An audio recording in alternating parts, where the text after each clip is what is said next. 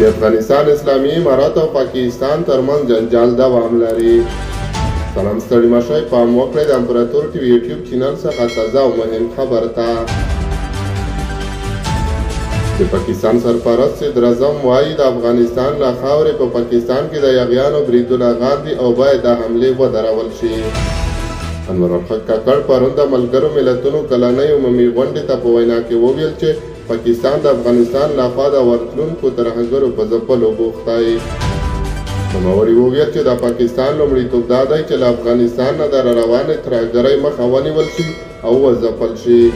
پاکستان نه پولې پورې غاړې تروریستي بریدونه چې د پاکستان پر ضد کیږي غاندي. د حملې د تحریک طالبان پاکستان داعش او نورو ډلو لخوا د افغانستان له خاورې کیږي.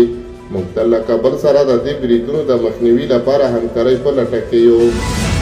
که څه هم د افغانستان اسلامي امارت بیا ویلي دي چې هیڅ چاته اجازه نه ورکوي چې د افغانستان له خاورې په بل هیواد کې برید وکړي، خو بیا هم لیدل کېږي چې پاکستاني چارواکي په دې ژمنه باور نه کوي. په کومه ورځ چې انور الحق کاکړ په نیویارک کې د خبرې د ملګرو ملتونو عمومي غونډې ته کولې، د افغانستان لپاره د پاکستان ځانګړي استازي آصف دراني امریکا غږ ته وویل چې د افغانستان اسلامي امارت له ده سره په کابل کې ژمنه وکړه چې د هغو یاغیانو پر ضد به جدي اقدامات وکړي چې د پاکستان امنیت یې له خطر سره مخ کړی دی. د دراني په خبره دا ژمنه د پنجشنبې د ورځې د خبرو په ترڅ کې وشوه چې د افغانستان د بهرنیو چارو له سرپرست وزیر امیر خان متکي سره یې وکړې. د دې لیدنې کتنې پر مهال دواړو لورو یې همداراز موافقه وکړه چې د افغانستان او پاکستان ترمنځ د ګډې پولې د امنیتي وضعیت د څارنې لپاره به سلا مشورو ته دوام ورکوي.